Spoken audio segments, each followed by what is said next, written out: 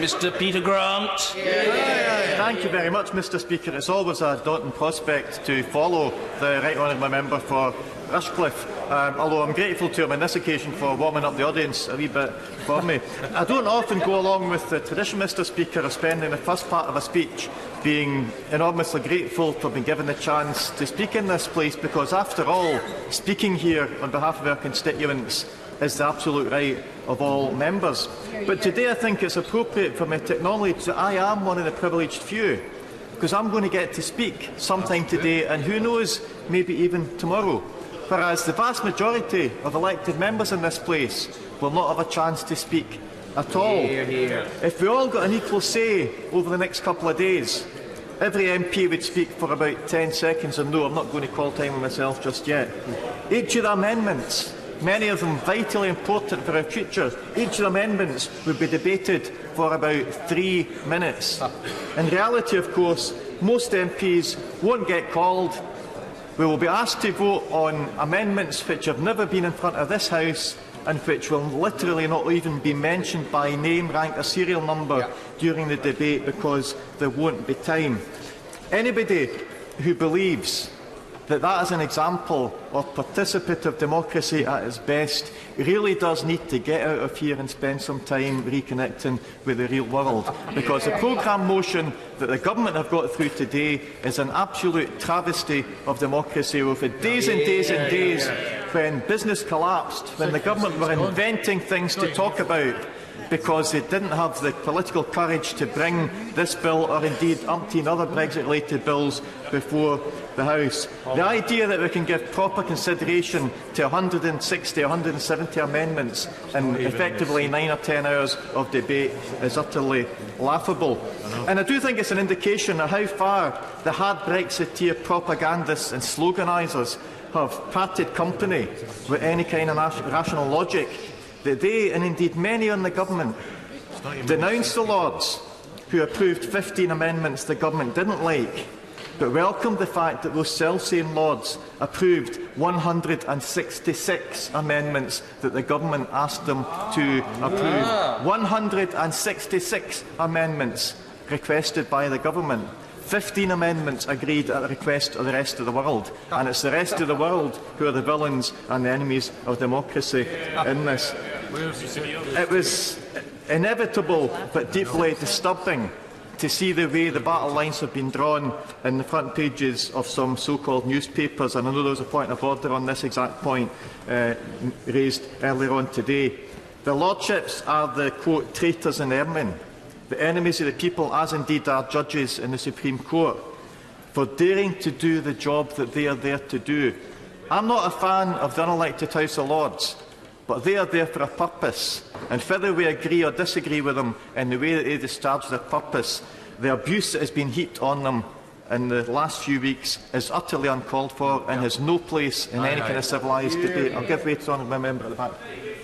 Honourable gentleman, because he's right to suggest that rather than us deriding the House of Lords, we should be thanking the other place for bringing forward 15 sensible amendments, but the government should also be thanking them for bringing hundreds of their own amendments because they made such a harlots of the bill in this place in the first place.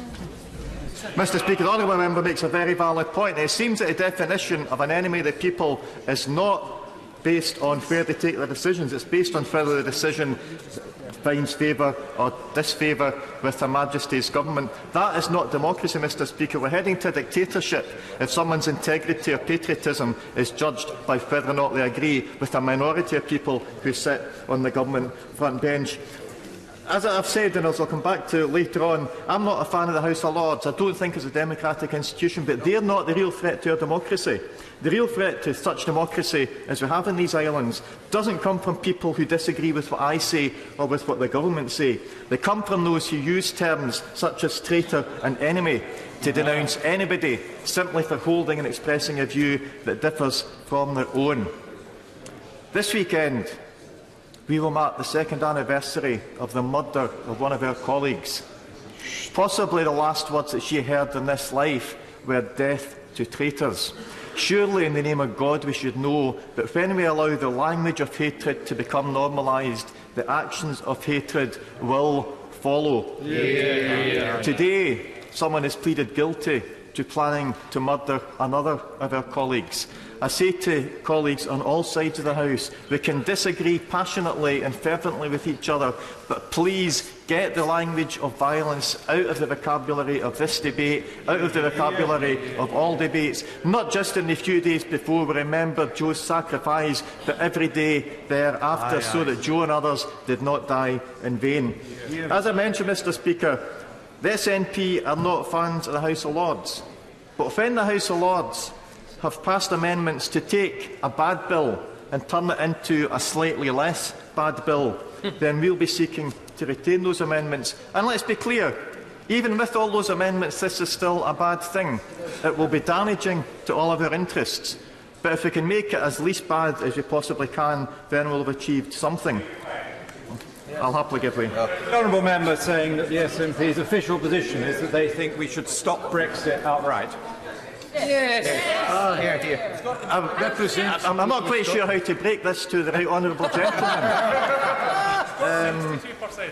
Nothing would please me more than to allow his country to implement the decision on European Union membership that his citizens have taken, and for my country to be given the right to implement the decision that people of my country have taken. So we support the removal of a purely arbitrary and symbolic exit day from the bill. It does nothing to improve our chances of getting a less damaging deal. It makes the prospect of a cliff-edge no deal more likely. It was only agreed to because the Prime Minister at the time was too weak to stand up to the hardline minority in her own party, who are a vanishingly small minority across this House of Commons as a whole. Now, recently, these ubiquitous sources close to the Prime Minister have been working very hard to spin the line that the Prime Minister is now prepared to face down some of the extremists in her own party. Could I suggest that she should make a good start by facing them down by supporting the removal of an unnecessary exit day from the bill and supporting the Lord's amendment that would bring that into effect. We also support those amendments that want to change necessary back to what the Minister deems appropriate. I'm flummoxed by the idea that it needs to be put into legislation that a minister only does things that the minister thinks are appropriate. Do the government seriously think that their own ministers are going to do things that even they think are inappropriate? I know they do things all the time that I think is inappropriate. Imagine having to legally prohibit them from doing things that they thought were stupid, rather than trying to stop them from doing things that everybody else thinks is stupid. Now, the Secretary of State, who obviously has much more important things to do than to stay and listen to the defence of his legislation, he told us twice that necessary is not a synonym for logical, sensible or proper. The trouble is this entire bill is written on the assumption that Her Majesty's government is a synonym for logical, sensible or proper. Indeed, that the whim of a minister is a synonym for logical, sensible or proper. The government does not have a monopoly of logic or of good sense or of propriety. A government that lost its overall majority in this place at the demand of the people of these islands surely should have the humility to accept that sometimes, just sometimes, when the ermine-coated lords along the corridor disagree with them, sometimes the lords have got it right and the government have got it wrong. Mr Speaker, we will also support amendments that seek to guarantee that Parliament has a meaningful choice and a meaningful vote on the final deal. This gets presented as somehow usurping the decision of June 2006. But who among us can genuinely claim to have the right to decide whether the final deal, whatever it says, properly delivers the Brexit that people voted for? None of us can, because nobody voted for any particular kind of Brexit. They voted for a Brexit. There was, I'll finish this and then I'll come back to him.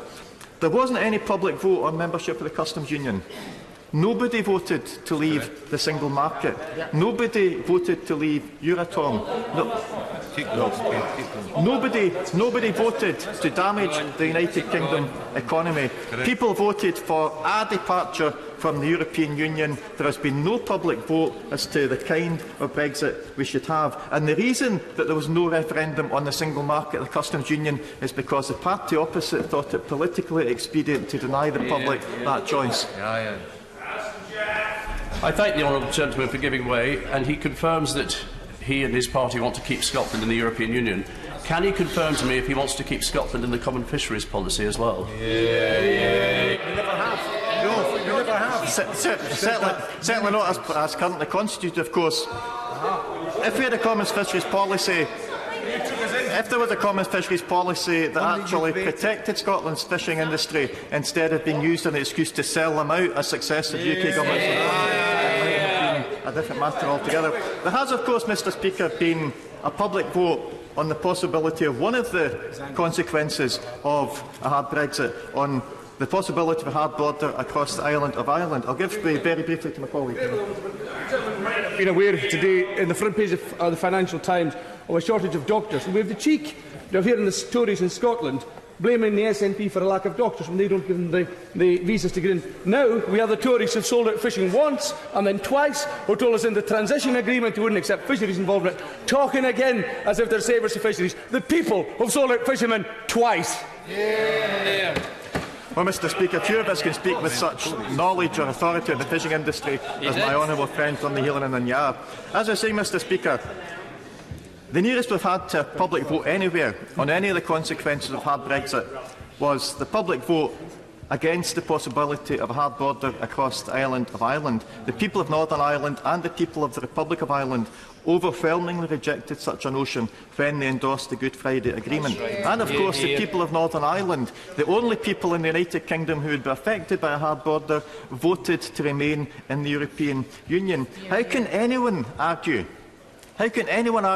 that the best way to give effect to those votes is for decisions to be taken by ministers representing a party with no members of Parliament in Northern Ireland, so that the people of Northern Ireland have no way of re-electing or not re-electing those ministers based on whether the decisions are in the interests of their people? I'll give way to the threatened member here first. Thank him for giving way. Is he as outraged as I am that it looks as though we will have no possibility to debate those issues today?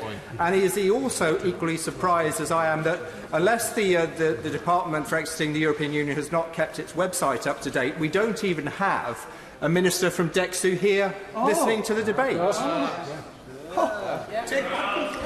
I can assure the right honourable member that we are quite used to seeing government ministers abandoning their posts as soon as anybody from the third party in this Parliament gets up to speak, but they'd have to take it up with them as to why that might be. From the sponsoring department, I should say, Mr. Speaker. Mr. Speaker, that's why at the end of this entire process, we owe it to ourselves, we owe it to each and every one of us to acknowledge that some members of Parliament later this year, possibly in the Conservative benches, possibly over here, may in all conscience want to go back to their constituents and say, I recognise the way that you voted in June 2016. I respect your right to take part in that vote. But in all conscience, I cannot be part of a decision that I believe in my heart of hearts will be deeply damaging to your community and to these islands, to these nations. Members of Parliament must have the right to say to their constituents, on this occasion, what I fundamentally believe to be in your interests differs from what you believe to be your wishes. And each of us should be given the right to go back to our constituents and to face the potential political consequences of that. I have no qualms whatsoever about the consequences for me politically of following my own conscience if it's against the wishes, expressed or otherwise, of my constituents. That is a decision all of us have to be prepared to take from time to time. This is possibly the most important occasion of this Parliament and of many previous Parliaments, when members of Parliament must be given the opportunity to decide for ourselves where do we place the balance between what we believe is best and what our constituents have told us they want. And if members of Parliament are not prepared to face up to that very difficult dilemma, there is a question as to whether they should be members of Parliament at all. I've already taken my honourable friend, so I'll go to the other side here. I think he's been very generous in giving way, but surely we cannot ignore a referendum which was voted for by this House. The people made a decision, and then we go against that people's decision. And to say that perhaps they didn't realise Perhaps they didn't realise what they were doing when they voted to leave the European Union is an insult to the electorate. Well, Mr Speaker, I never suggested that, although it's perhaps worth remembering that at least one of his own colleagues, a Conservative MP, has admitted that they didn't vote in the referendum because the question was too hard for them to understand. I wonder how many other people were in the same position. There's a big difference, Mr Speaker, between not fully understanding and being stupid. I think it is an insult for members opposite to suggest to anyone who admits they didn't fully understand it or still don't fully understand it is either stupid. No, I won't give way any further just now. But, Mr Speaker, my comments were not based on suggesting that people didn't understand.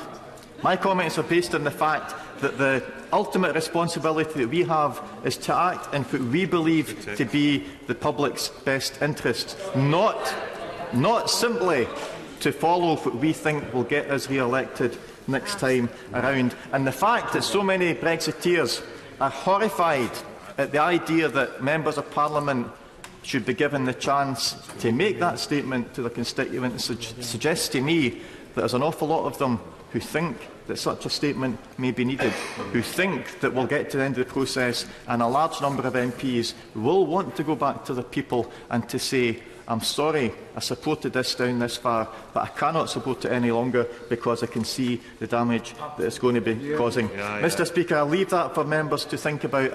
I don't expect it to have persuaded anybody just now, but I do appeal to members, think about that over the next wee while. It's a fundamental to the nature of the representative democracy that we have in this place. And of course it goes without saying, among the other amendments that the SNP will be supporting, that in this partnership of equal nations, the elected parliaments of all the equal nations must have a say in the final deal. And when I say they must have a say, they must have a much greater say than they've had up until now, because the contempt that's been shown for the devolved nations through the process so far, it's difficult to believe that it's intended to be anything other than inflammatory. I won't give way because I know that a number of people who didn't support the programme motion will struggle to get in. This mantra of the most powerful devolved parliament in the world has never been true. But it sounds even more hollow if that most powerful devolved parliament in the world can be stripped of its powers by a party who never wanted it to have those powers, who never wanted it to exist in the first place, and who are intent on acting not just against the majority view of the Parliament of Scotland, but against the majority view of opposition members of the Parliament of Scotland. Mr Speaker, in their continued belief that they and only they are the guardians of common sense, the government are determined to force this place to have a binary decision as to whether or not we accept the final deal. The same government who keep telling us that the customs union is not a binary decision, the single market is not a binary decision, controlling immigration is not a binary decision. The only time it's a binary decision is when we have to make a decision. The government are determined that the final decision this Parliament will have to take on a future is take it or leave it. For some of us, Mr Speaker, other futures are available. And the government would do well to reflect on the fact, before it is too late, that if the only choice they offer is take it or leave it, they may find that the people of Scotland, the people of Wales and indeed the people of Northern Ireland will interpret take it or leave it in a very different way from that which the government intended. Order. I remind the House of what it knows, namely that time available for this debate